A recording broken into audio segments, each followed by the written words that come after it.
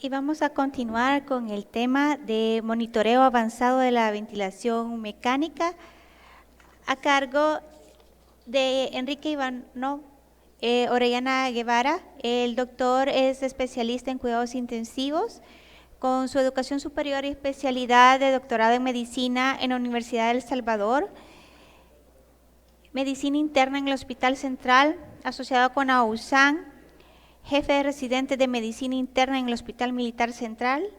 Además, medicina crítica y cuidados intensivos en el Instituto Salvadoreño del Seguro Social con la Universidad de El Salvador, con un fellowship en cuidados intensivos en la Fundación Cardioinfantil Bogotá, Colombia, diplomado en ventilación mecánica en la Fundación Cardioinfantil de Bogotá, Colombia, con múltiples cursos de ecografía básica y avanzada, ecocardiografía. Actualmente, el doctor es intensivista del Hospital del Seguro Social. Además, es miembro de la Asociación Salvadoreña de Medicina Crítica y Cuidados Intensivos. Demos un aplauso al doctor, por favor, y vamos a iniciar.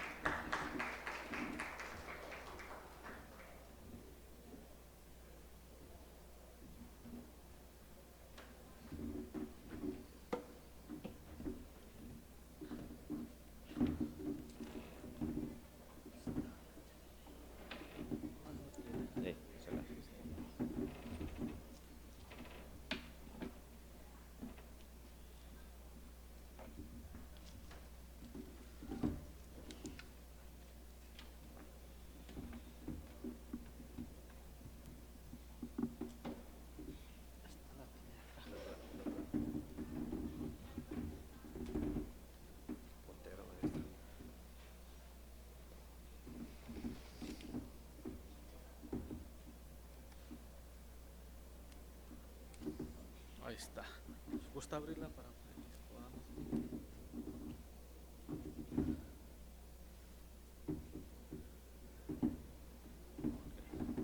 Este para adelante, este para atrás. Mantenerlo presionado es un puntero.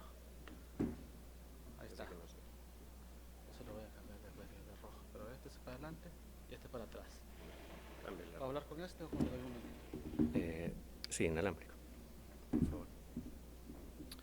Bien, tengan buenos días. En primer lugar, gracias por la invitación. Realmente para mí es un placer, vea, como siempre, apoyar a mi país, vea, a la asociación a la cual pertenezco, y también un agradecimiento a ustedes porque pues esto representa tiempo, vea, invertido, claro, ¿verdad? Les aseguro bueno, les garantizo que esto no va a ser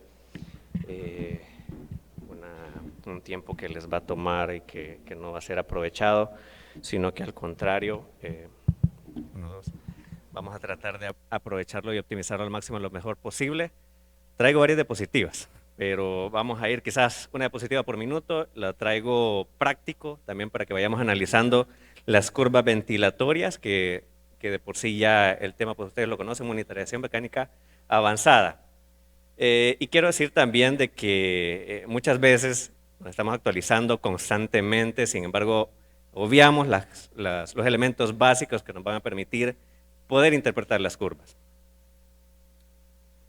Y esta es la agenda que traemos para este día y pues sin más preámbulo vamos a dar paso a la primera diapositiva.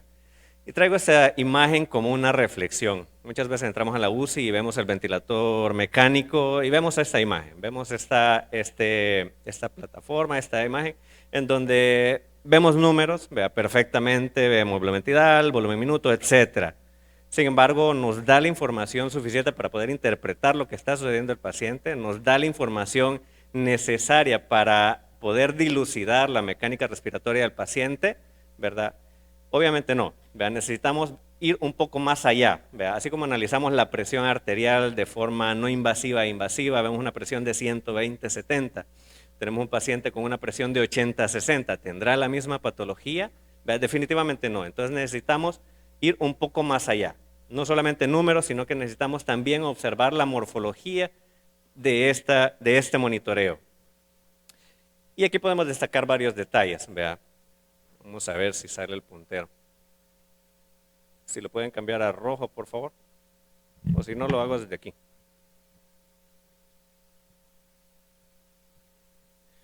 Bien, entonces, completamente diferente. En la primera imagen analizamos números, en esta segunda imagen podemos analizar la morfología de la interacción paciente-ventilador. Ese es el resultado de interacción, obtenemos números que las podemos graficar y al graficarlos vamos a observar estas diferentes curvas y o bucles. ¿Vea? De este lado, de su lado izquierdo vemos las curvas y de su lado derecho vemos los bucles. Curvas, una variable en relación al tiempo. Bucles, dos variables interactuando entre sí. Y esta, digamos, es como la forma en como primeramente las analizamos. Presión-tiempo, flujo-tiempo. En algunos ventiladores nosotros podemos modificarlos en esta de abajo, volumen-tiempo, pero aquí observamos la curva de capnometría. Entonces, y vemos los bucles en el lado derecho. Entonces, ¿qué podemos analizar? Número uno, el ventilador programamos un volumen, lo entregamos en un tiempo determinado. De esa forma obtenemos el flujo, que es volumen sobre tiempo, y al ir ingresando este volumen por unidad de tiempo desde el circuito hasta el albo respiratorio del paciente y llegar hasta el último de los alvéolos, vamos a ver que vamos a obtener una presión determinada. Este comportamiento de la presión es diferente en el ciclo respiratorio, desde que inicia el volumen y desde que éste es integrado hasta su final, en donde éste es expirado. Entonces vemos que la conclusión va a ser diferente si nosotros solamente observamos números a que observamos gráficas, y ya lo vamos a ir describiendo progresivamente. Y este volumen entregado es energía, ¿verdad?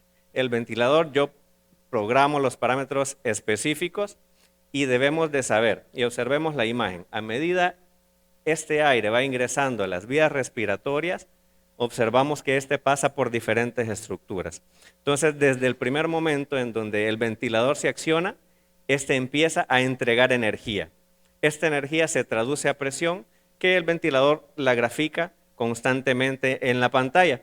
Entonces, la primera fase de esta etapa es que el aire ingresa a través del tracto respiratorio. Entonces, aquí se genera cierta resistencia por las estructuras que se encuentran, que es vencida por el flujo. Y aquí empezamos a detectar cierta presión, que ya lo vamos a ver en las gráficas más adelante, y posteriormente esta presión va incrementando hasta que llega hasta el parénquima pulmonar, donde están en todos los alvéolos, vea, en base a la fisiología también que conocemos, vea, el fenómeno de Pendelouf, también la comunicación entre los alvéolos a través de los poros de Kohn, los conductos de Lambert y de Martin, ¿verdad? Y nos genera también una presión específica. Entonces, a través de estas diferentes etapas, nosotros vamos a ir identificando, primero, la energía que se distribuye en el albo respiratorio y la energía que se distribuye en el parénquima pulmonar. Esta energía yo la traduzco como presión y la inicial se denomina como cargas, presión o fuerzas resistivas, que las tenemos acá. Luego tenemos la interacción con el parénquima pulmonar, que ya son fuerzas o cargas elásticas, vea que es la segunda fase. Y tercero, quieras o no, aunque es mínimo la injerencia de esta, pero el movimiento que desata el ventilador con el paso del aire tiene que vencer una fuerza de oposición, que es la fuerza inercial inicial que tiene ya de por sí el aire en el sistema respiratorio y que lo tiene que vencer el paso de todo este aire ingresado durante la fase inspiratoria. Entonces, de ahí es donde obtenemos la fórmula de ecuación del movimiento que nos integra todas estas variables: cargas resistivas, cargas elásticas, cargas inerciales. En esta primera fórmula yo coloco solamente la presión muscular, que es solo la interacción de las fuerzas obtenidas en un paciente con respiración espontánea. ¿Qué sucede cuando yo intubo al paciente? Ya es una presión adicional que sumamos tanto la presión ventilatoria como la presión muscular. Entonces cambiamos ligeramente las variables, en donde aunque no se elimina completamente la presión inercial, siempre sigue siendo mínima la injerencia, pero vamos a agregar el PIB total que yo le agrego, y este representa una carga elástica estática. ¿Vea? Siempre representa carga, sin embargo es estática debido a que ésta se mantiene con el pasar del tiempo. Si lo observamos también en otra imagen, vamos a ver la interacción de todas estas variables en esta fórmula, que es la conocida ecuación del movimiento.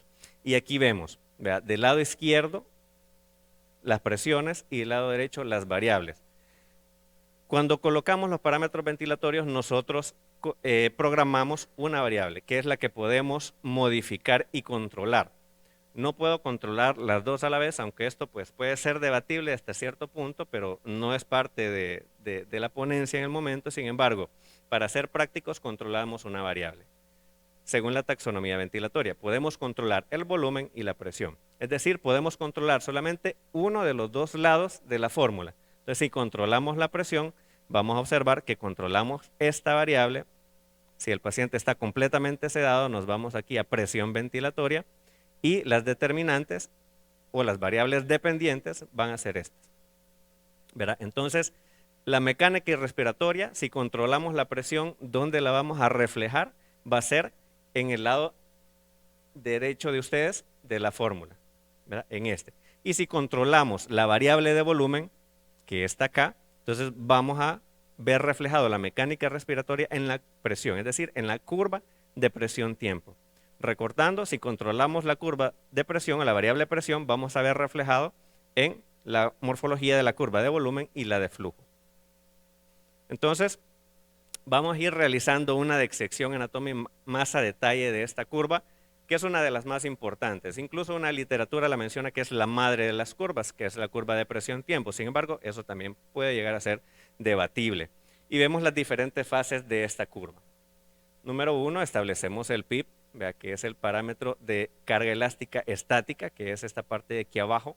Luego observamos que durante la fase inspiratoria el aire empieza a ingresar, ¿verdad? Y observamos este primer ascenso rápido, ¿verdad? Que es al ir pasando el volumen programado por el ventilador, vence las resistencias de las vías respiratorias y luego posteriormente, esta es la vía respiratoria central, y luego posteriormente esta presión o este aumento abrupto o súbito va disminuyendo progresivamente, ¿verdad? Es decir, a medida el aire continúa ingresando, la resistencia va disminuyendo, porque la ramificación del árbol respiratorio va disminuyendo a la luz y por lo tanto la turbulencia del flujo y se va volviendo laminar, entonces la resistencia va disminuyendo y por eso es que la morfología de esta parte de la curva pues ya se inclina un poco más, hasta que llegamos al final y si colocamos pausa inspiratoria al final, pausa al final de la inspiración, vamos a observar esto. Hay una pequeña caída de la presión, esto representa la homogeneización alveolar. A través de la comunicación de los alvéolos que tienen este sí, el volumen se redistribuye entre ellos mismos. Entonces hacemos una pausa inspiratoria, ¿verdad? Para poder observar esto. ¿Es necesario ponerlo en los ventiladores? Siempre una pausa inspiratoria. Yo abogaría porque no. Eso depende de las escuelas. Sin embargo, si usted quiere monitorizar constantemente la presión plató, pues ahí le va a salir. Sin embargo, si usted con una pausa inspiratoria, hacerla de forma manual, usted lo puede hacer perfectamente y así incluso nos ahorramos una parte que invertimos en el tiempo inspiratorio si es un paciente hipercápnico con distrés respiratorio que necesita prolongación del flujo expiratorio. Ahí nos lo vamos a ahorrar. Entonces no es necesario o no es estrictamente obligatorio ponerle una pausa inspiratoria, pero para cuestiones didácticas, pues este es el conocimiento. Posteriormente viene la fase expiratoria, que ya es esta fase descendente que vamos disminuyendo. Entonces, aplicando la ecuación del movimiento, ¿dónde vemos las cargas resistivas? En la parte inicial. ¿Dónde vemos las cargas elásticas? Por debajo de la parte resistiva. Y observamos otro punto importante. Número 1, aunque las cargas resistivas posteriormente llegan al final y desaparecen, aquí observamos que las cargas elásticas van aumentando progresivamente hasta llegar a su punto máximo, que es la presión plató. Y aquí detallamos también, ventilamos al paciente y programamos los diferentes parámetros. Fase inspiratoria, empezamos acá, termina con la pausa inspiratoria, aquí se me movió un poco la imagen, y aquí obtenemos la primera presión máxima, presión pico.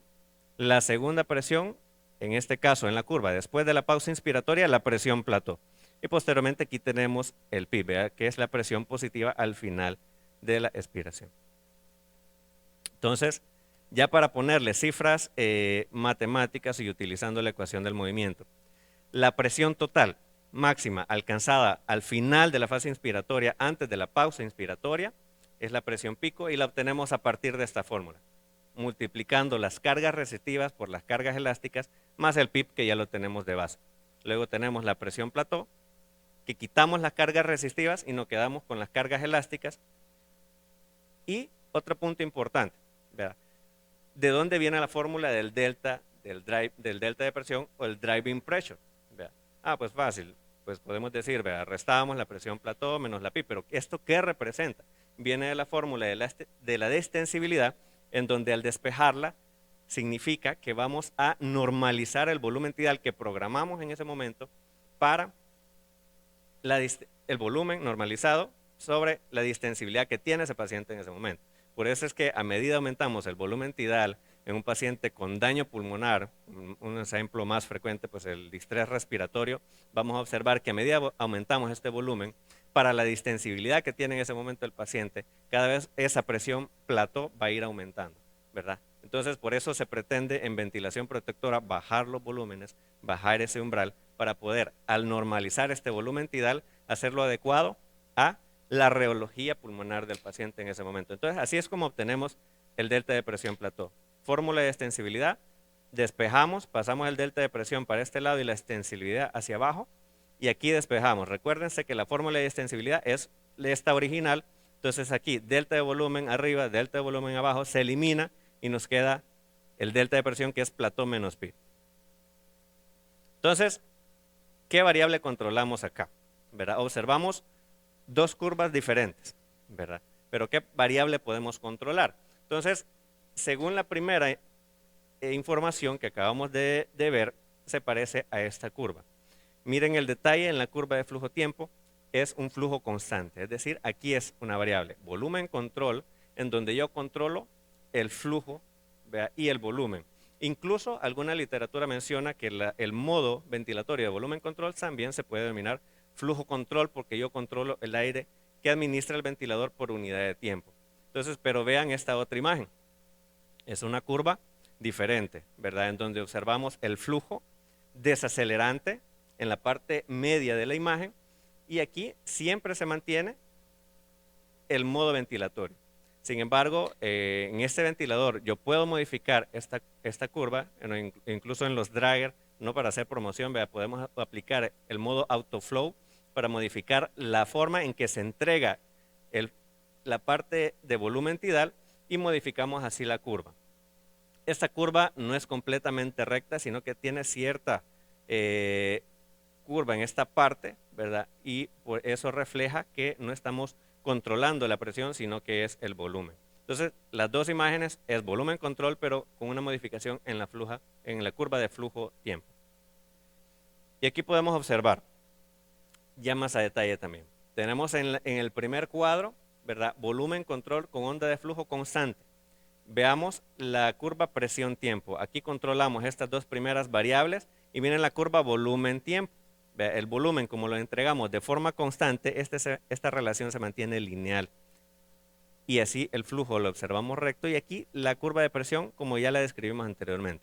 Hacemos un pequeño cambio siempre en volumen control con onda de flujo desacelerante, y observamos cómo el volumen lo estamos entregando de una manera diferente, ya no constante, sino que ya podemos observar esta morfología de la curva, ¿verdad? Y esto se va a ver reflejado, ¿vea?, en la curva presión-tiempo de esta misma, y que es lo que les mostraba en esta anterior, ¿verdad? Volumen control con onda de flujo desacelerante, y observamos la morfología casi cuadrada de la curva presión-tiempo, ¿verdad? Y ya tenemos un modo controlado que es bastante parecido al flujo desacelerante. Sin embargo, como aquí no controlo el volumen ni el flujo, yo controlo la presión. Entonces, al llegar a la presión máxima que yo programo, esta se mantiene lineal. Fíjense bien la diferencia. Esta no es lineal, esta sí es lineal y recta, ¿verdad? Porque esta es la variable que yo controlo. Y luego viene la fase expiratoria, ¿verdad? Y la mecánica respiratoria yo la voy a ver reflejada en las variables dependientes, es decir, la curva de volumen-tiempo y la de flujo-tiempo.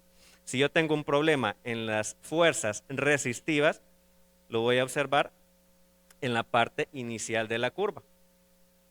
Vemos también aquí en la línea azul, aumento de las cargas elásticas, que ya lo vimos anteriormente, ¿verdad? Que esta es la fase final donde se entrega el volumen y llega al parénquima pulmonar. y vemos en la parte verde las cargas resistivas, en donde la fase inicial, que es donde el volumen pasa en el tracto respiratorio, vemos que esta es la presión que se eleva, mostrando aumento de la resistencia respiratoria. Vemos aquí también las otras curvas. Esta es la presión tiempo, ¿verdad? Vemos también la curva de volumen. Aquí el flujo se entrega constante y aquí la curva de flujo tiempo que es recta, ¿verdad? Y vamos a observar aquí el cambio de la morfología con las diferentes modificaciones en el árbol respiratorio y la patología respectiva. Entonces vamos a hacer esta dinámica, vamos a ver si nos funciona. Si utilizan sus teléfonos metiendo este QR, vamos a ver cuál es la variable que estamos controlando en esta curva.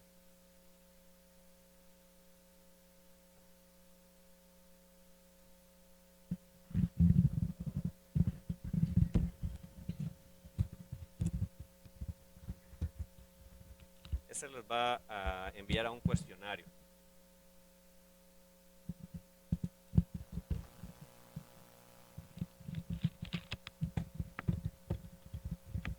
Vamos a ver. ¿Pudieron ingresar? Vamos a ver las respuestas. Vamos a dar unos segundos.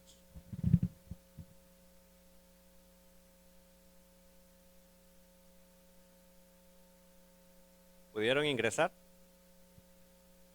Creo que la mayoría. Ya vamos a ir a ver la encuesta.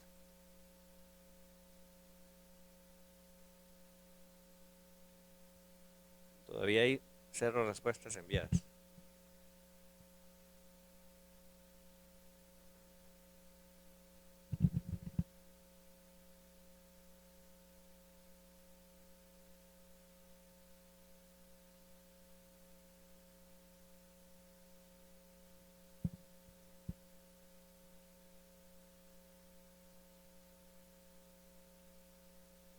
¿Pudieron enviar las respuestas? Bueno, todavía no me llegan, pero vamos a discutirlo después.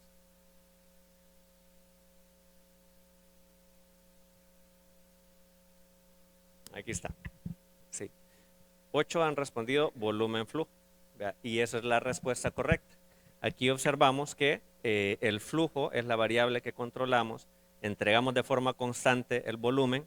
Y observamos la mecánica respiratoria de este paciente en la curva presión-tiempo. Y aquí observamos, según lo que describimos anteriormente, tenemos programado el PIP. Luego está la fase inicial de ascenso de las resistencias centrales de la vía respiratoria, luego las resistencias periféricas de la vía respiratoria. Esta curva tiene pausa inspiratoria, se ejerce la P1.0 con el fenómeno de Pendeluf, llegamos a la presión plató y luego viene la fase expiratoria. Vamos a ver esta otra curva. ¿Qué les llama la atención? ¿Cuál es la diferencia en este caso? Aquí modificamos la curva flujo-tiempo, siempre es volumen control, pero observamos que ya tiene un aspecto desacelerante y vemos cómo cambia la morfología de la curva presión-tiempo. ¿Qué otros detalles podemos observar acá? Observamos que el paciente pues, ha requerido una gran cantidad de flujo.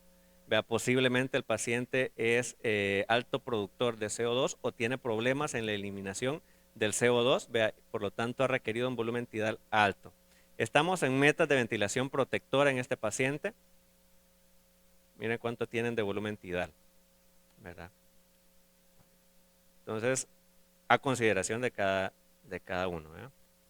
Entonces, pero observan la morfología, que eso es algo importante. A medida yo también aumento el flujo con el que entrego el volumen tidal, también voy a aumentar las cargas resistivas. Entonces veamos este bucle. ¿Será normal este bucle? Ya lo vamos a discutir también más adelante. Veamos esta otra curva. Veamos primero la curva flujo-tiempo. Este es volumen control. El flujo desacelerante. Pero ¿qué observamos en la primera curva de presión-tiempo? Observamos que la primera fase está aumentada en relación a la fase final. Entonces aquí hay aumento de las cargas resistivas ventilatorias. Entonces, y aparte, veamos la curva presión-volumen, que es el bucle de distensibilidad. Vamos a observar que esta primera fase, primero el vector que está aplanado. Y este es a predominio de sobredistensión por las cargas resistivas, ¿verdad? Y en la fase expiratoria vemos casi que como este descenso abrupto, ¿verdad?, de expulsión de gas, ¿verdad?, y luego casi como que ejerce un efecto de rebote, ¿verdad?, aquí en esta parte en donde nos refleja también alta elastancia del parénquima pulmonar debido al aumento de las cargas resistivas, que esto también puede generar sobredistensión. Vamos a ver esta otra. Esta está completamente anormal, ¿verdad? Aunque controlamos el flujo, veamos la curva de presión-tiempo, cómo esta llega a casi 40 de presión pico, predominantemente por las cargas resistivas. Vean un paciente con broncoespasmo y observamos cómo modifica el bucle presión-tiempo, ¿verdad?, a predominio de las cargas resistivas. Entonces el pulmón está suspendido, ¿verdad?, en la caja torácica, y esta tiene relación con las dos distensibilidades, ¿verdad? El pulmón tiende a colapsarse, sin embargo la caja respiratoria tiende a mantenerlo estirado. Entonces la relación de esas dos distensibilidades representa la capacidad residual funcional, y a partir de este momento nosotros empezamos la distribución del volumen tidal, ¿verdad?, y observamos las diferentes cargas respiratorias. Capacidad residual funcional, empieza la fase inspiratoria y luego termina. Entonces este es el trabajo resistivo que tenemos acá, y aquí el trabajo elástico, ¿verdad?, que a medida vamos aplanando este vector, a medida va disminuyendo esta curva de extensibilidad, ya sea por atrapamiento aéreo, por distrés respiratorio, vamos a ir aumentando ese trabajo elástico, ¿verdad?, y lo vamos a observar también en la histéresis pulmonar. Esto lo observamos también cuando estudiamos fisiología respiratoria, en donde no se debería de ver así lo normal, sino que esto es para poder observar los puntos de inflexión tanto inferior como superior. El PIP debe estar programado alrededor y ese nivel o por encima del punto de inflexión inferior, y no pasarnos del punto de inflexión superior, que esto ya representa este famoso pico de pájaro, que es la sobredistensión pulmonar, ¿verdad? También considerando la reología de este cuerpo, que es viscoelástico, ¿verdad?, en donde al superar la resiliencia pulmonar vamos a generar fractura de un tejido que ya no va a ser elástico, sino que va a tener características plásticas, y ahí generamos el bili. Entonces, ¿en qué fase de esta gráfica lo voy a colocar? Aquí Gattinoli, a partir del 2017, crea el concepto de ecuación de movimiento y el poder mecánico, en donde podemos dilucidar a través de esta teoría reológica cómo es que se genera el bili. Entonces, ya vamos a ver una curva de extensibilidad normal, en donde aquí, al iniciar la fase inspiratoria, vea, pasamos por las cargas resistivas, luego nos quedamos con las cargas elásticas dinámicas y regresamos al punto cero, ¿vea?, en donde aquí no es que no hayan cargas, ¿vea?, sino que la programación del PIP nos genera una carga elástica estática. Si yo aumento el PIP, nos aumenta esa carga, ¿verdad?, y puede disminuir también la carga elástica dinámica, ¿verdad?, y lo vamos a observar también en estos ejemplos. Observamos la diferencia de estas dos distensibilidades, de estas dos curvas. Observamos cómo esta asciende, ¿verdad?, bastante, el vector está bastante perpendicular, ¿verdad?, y lo comparamos con la otra curva, que el vector está bastante aplanado, ¿verdad?, una distensibilidad bastante normal y una distensibilidad bastante disminuida. Entonces, ¿qué podemos observar en estas curvas? Número 1, volumen control, onda de flujo desacelerante. Entonces, la variable que yo controlo es esta, y voy a observar las características de la mecánica respiratoria en la curva presión-tiempo. Entonces, ¿qué podemos analizar? ¿Hay un problema de cargas resistivas o un problema de cargas elásticas? Aquí definitivamente vemos que la fase inicial de la curva, ¿verdad?, está pues no muy alterada. Sin embargo, la fase final de esta curva es la que muestra este ascenso, ¿verdad? Si observamos las gráficas anteriores, esta tenía una tendencia lineal, ¿verdad?, sin embargo esta asciende. Entonces hay un problema de cargas elásticas, y lo observamos también en el bucle presión-volumen, que el vector está bastante aplanado, el de distensibilidad. Entonces, ¿qué otros parámetros podemos monitorizar en el paciente ventilado? Vea, la presión plató y la driving pressure, que también ya la hemos ido mencionando, vea, a través de la pausa inspiratoria también mencionarla. En el distrés respiratorio esto es vital, ¿verdad?, dentro de otros parámetros que si bien no son el objetivo de la ponencia, pero vale la pena mencionarlos, el poder mecánico, volumen tidal y la titulación de PIP para el paciente individualizado. Otro parámetro importante es el índice de estrés, ¿verdad? Que como requisito yo necesito tener una curva de flujo-tiempo recta, constante, ¿verdad? Es decir, onda de flujo cuadrada para poder analizarlo. Entonces, vamos a observar que en base a esto nosotros también podemos tener un parámetro de cómo titular el PIB. Entonces, ¿por qué adquiere estas diferentes morfologías? Retomamos, estas curvas son una gráfica. A medida va ingresando el volumen, la presión va incrementando o disminuyendo según la mecánica respiratoria. Observamos la primera imagen, ¿verdad? A medida va ingresando el aire, este vector inicial es hacia arriba, pero a medida se va entregando, este vector se va disminuyendo la presión y por lo tanto nos quiere decir que la presión va mejorando a medida el aire se entrega. Entonces, por ello yo puedo proporcionar más PIB con un índice de estrés menor de 1. Y con un índice de estrés mayor a 1, observamos que la fase inicial de entrega del volumen tiene un vector menor que cuando el volumen se está finalizando de entregar. Entonces aquí, esta morfología del índice de estrés nos dice mayor a 1 y debemos disminuir el PIB, es decir, no aumentar el PIB. Entonces, ¿qué observamos acá? ¿Cómo vamos a considerar el índice de estrés en esta curva? Tenemos un índice de estrés arriba de 1. Entonces veamos, requisito, onda de flujo-tiempo cuadrada, ¿verdad? Y aquí el PIB de este paciente no debe ser aumentado. Vamos a ver esta siguiente curva. Vamos a ver aquí. ¿Qué opinan ustedes? Requisito siempre ver la curva flujo-tiempo, ¿verdad? No hacemos el cuestionario por aras del tiempo, pero aquí eso no la podemos interpretar el índice de estrés debido a que la curva es desacelerante. Necesitamos una curva de flujo cuadrada. Entonces, no poder interpretar el índice de estrés en estas curvas.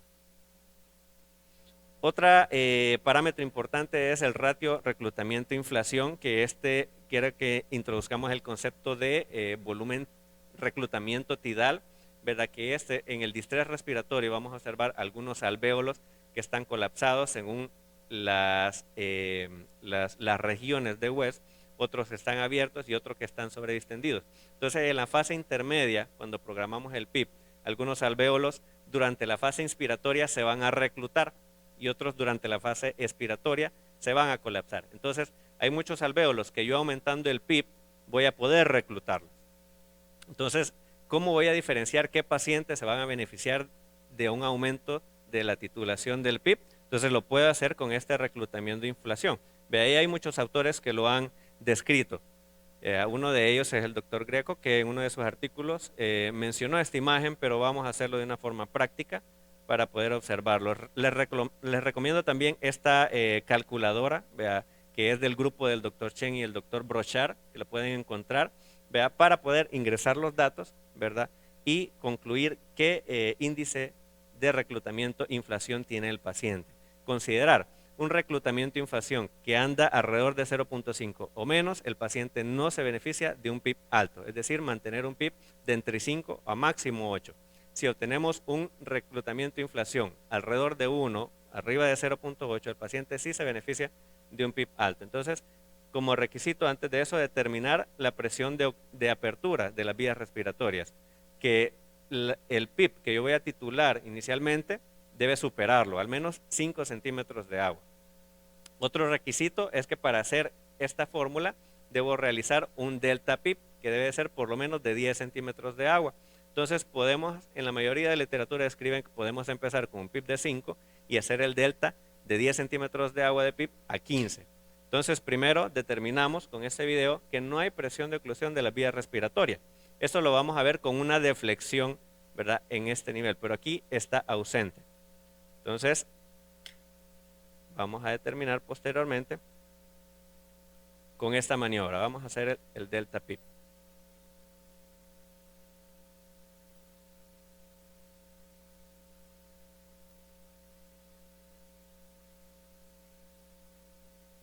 Otro aspecto importante, reducir la frecuencia respiratoria a 5 y el flujo a 5. Y observamos el volumen tidal expirado. Yo entrego inicialmente 420 y miren lo que ocurrió. El volumen tidal expirado incrementó de 420 que yo le había programado a 847. Entonces, ¿de dónde salió ese excedente de volumen sin yo haber cambiado? Entonces, como yo distendí todos los alvéolos hasta un PIB de 15, obteniendo un delta de 10, entonces todo ese volumen que yo ingresé con el PIB, ¿verdad?, salió en esa maniobra. Entonces, entre más volumen se expire después de esa maniobra, ¿verdad?, más posibilidad de tener alvéolos reclutables tengo. Y si obtenemos todos estos parámetros, al ingresarlos en la fórmula, obtenemos un radio reclutamiento-inflación de 0.85. Es decir, este paciente se beneficia de un alto PIB. Incluso la literatura describe que estos pacientes podemos llegar a mantener un PIB de 15. Sin embargo, eso también debe ser individualizado. Debemos tener otras herramientas, la herramienta de sensibilidad, la herramienta de presión plató, a medida vamos incrementando el PIB, ver si esto no va generando sobredistensión y hacer un análisis integral. Entonces, también otra de las partes del monitoreo ventilatorio es la curva de CO2. En este caso, debemos considerar, en las diferentes fórmulas, históricamente Bohr describió inicialmente para cuantificar el espacio muerto, ¿verdad?, esta fórmula. Sin embargo, había diferentes bemoles. Por ejemplo, cómo poder llegar a ser confiable este CO2 expirado alveolar, sabiendo que en algunos pacientes muchos alvéolos son de liberación lenta, otros son de vaciamiento rápido. Entonces el CO2 va a cambiar, otros que están completamente colapsados y el CO2 a este nivel pues no va a existir. Entonces, ¿cómo va a ser confiable? Y Enghoff modificó esta fórmula acercándola a la presión arterial de CO2 y diferenciándola con el CO2 expirado. Entonces nos va a acercar no a espacio muerto, sino que a un BQ. Entonces vamos a observar en este paciente, observamos el CO2 arterial que es de 49 y el CO2 expirado que es de 38. Entonces un delta consideramos normal entre 3 a 5, ¿verdad? Y si sacamos una fórmula, tanto la de Enghoff, vamos a observar un BQ del 22%, que debe andar alrededor del 20%, un cociente de BQ.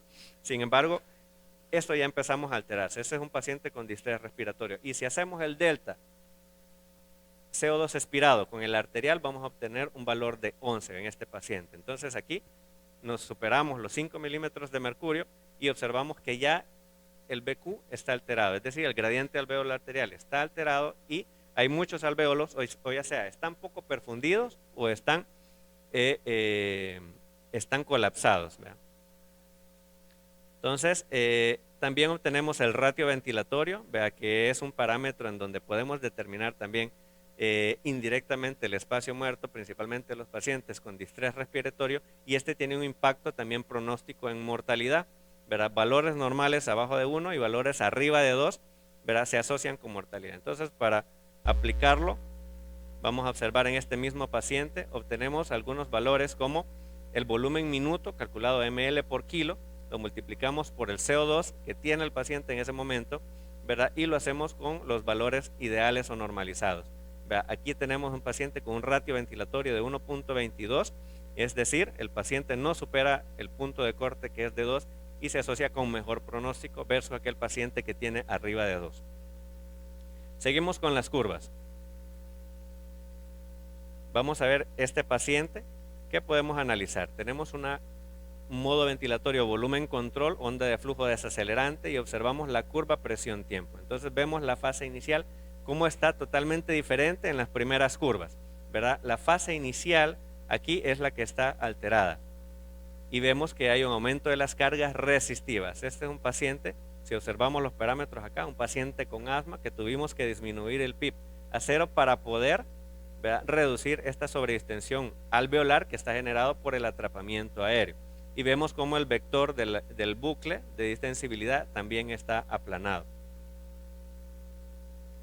Otra de lo que debemos monitorizar, la pausa expiratoria, para ver si el paciente tiene auto-PIB.